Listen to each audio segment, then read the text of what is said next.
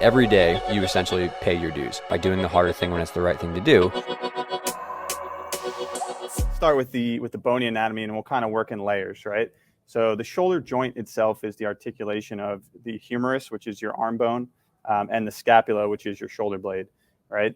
So the scapula has a couple of different bony landmarks on it, but the glenoid is the socket of the shoulder joint, and that projects laterally, so it projects away from the body, and it's a relatively flat surface.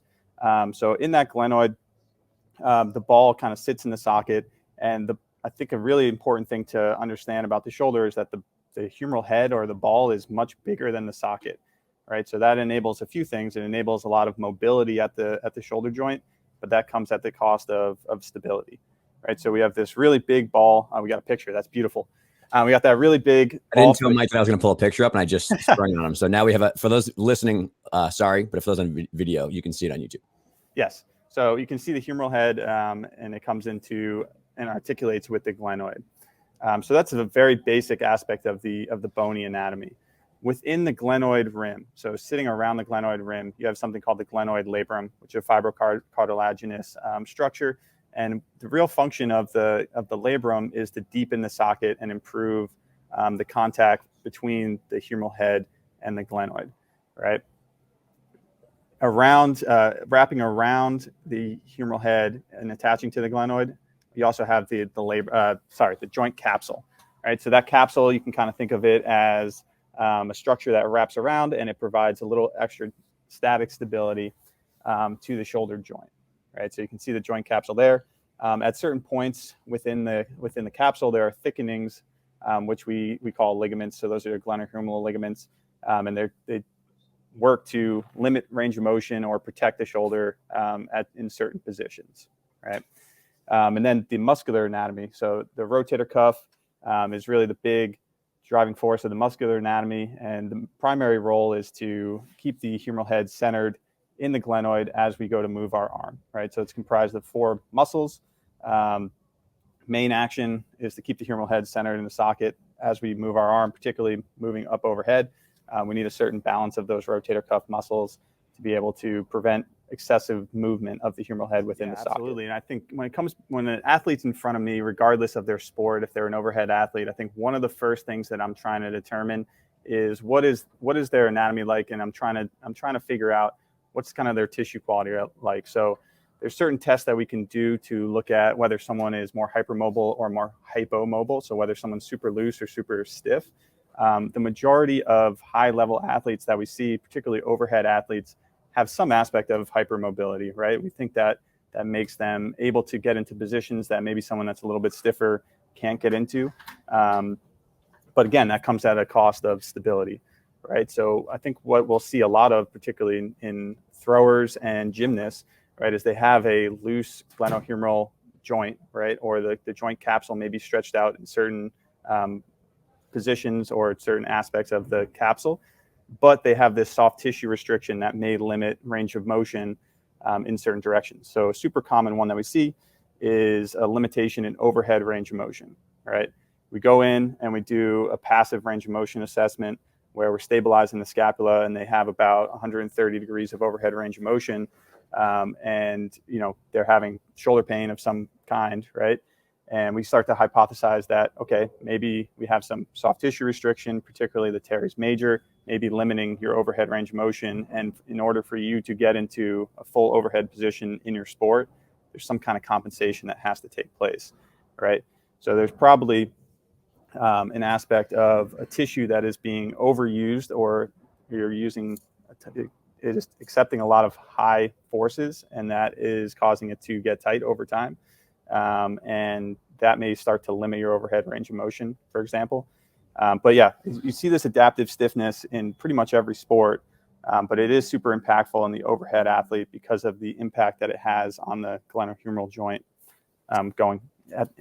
especially when we start putting really high forces through the joint. It tends to not get better unless we have a targeted treatment approach to improve it, right? So in terms of actual tissue damage within the shoulder, it is feasible for that to progressively get worse. So if we're talking about a tear in the labrum, right? If we're continuously exposing the shoulder to really high traction force at the bottom of, you know, a certain skill in gymnastics, you know, theoretically that if you have a small tear of the labrum, that could get worse over time. And as a tear progressively gets worse, it's just further impacting your static stabilizer. So it's making that shoulder that was already a little bit loose, potentially making it a little bit looser, right? And as we irritate this shoulder joint more, again, that pain and irritation will inhibit your strength, right? So we tend to see rotator cuff strength come down. So the longer that you're dealing with a cranky shoulder, one, the tear may be getting a little bit worse if there is a labral tear, but also that rotator cuff strength might be actually declining over time. And that's kind of like a snowball or positive feedback loop that it's going to keep those symptoms around for longer until we address that. And it has to be a multifactorial, you know, address of all the issues that are going on.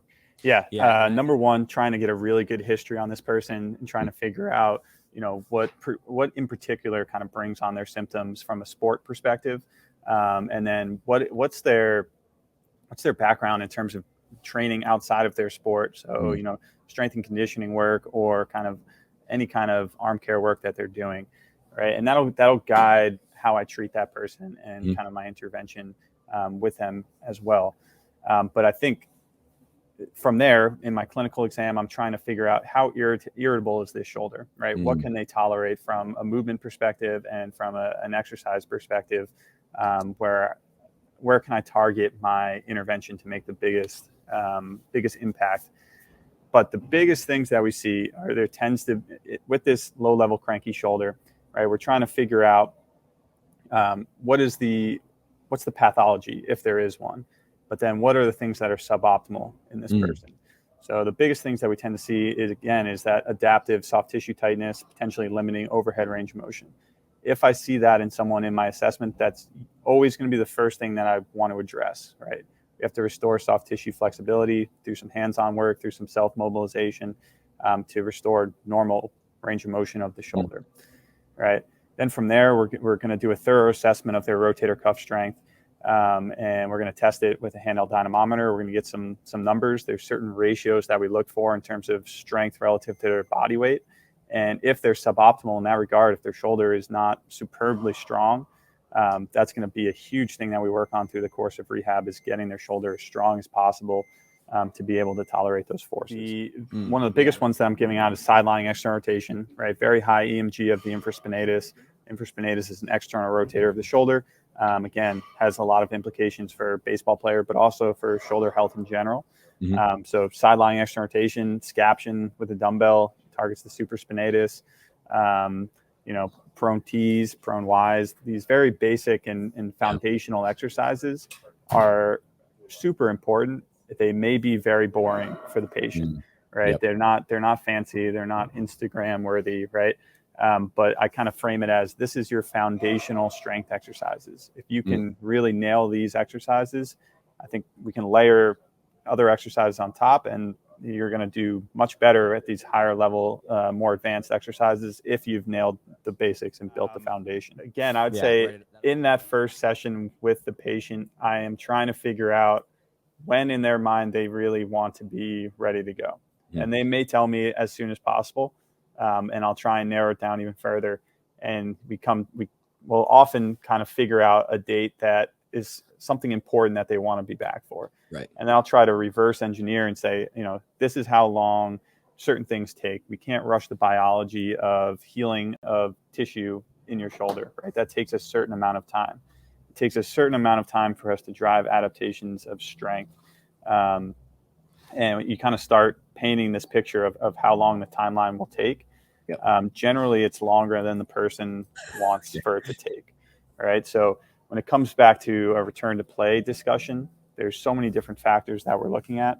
You know, we tend to put very high stock in strength testing. So if someone comes in and their strength initially is not optimal, we'll set specific goals for them to try and get to. And if, you know, all other things are progressing nicely, if their strength numbers have improved, that's a good way for us to kind of judge whether they're ready to kind of come back. Right. So I think you need some kind of objective tests and measures that will help guide your clinical decision making as a provider, and also, builds confidence in the patient. Right. You're kind of passing the test as you're taking the test in some ways. It's like, in order to get to the next step, you have to pass the previous step of the exam. I think the grading exposure is super important from a workload management standpoint, right? We're trying to build these athletes up into the point where they can compete at their sport. We have a relatively good idea of what's required in terms of a pitch count at what intensity, or the number of skills that someone's doing at a certain intensity. So we're trying to design programs that gradually get them up to that point. And that gradual application of stress does a few things, but it helps to drive the adaptation of them getting stronger as they continue to go, but also helps build confidence, and shows the athlete that they're able to do, they're able to throw without pain, or they're able to do this gymnastic skill without pain. And then we layer on a progression to that, and it starts to look more and more like their sport. And now they're in a better mental state, and they're feeling more prepared to kind of come back and compete at their sport. Yeah.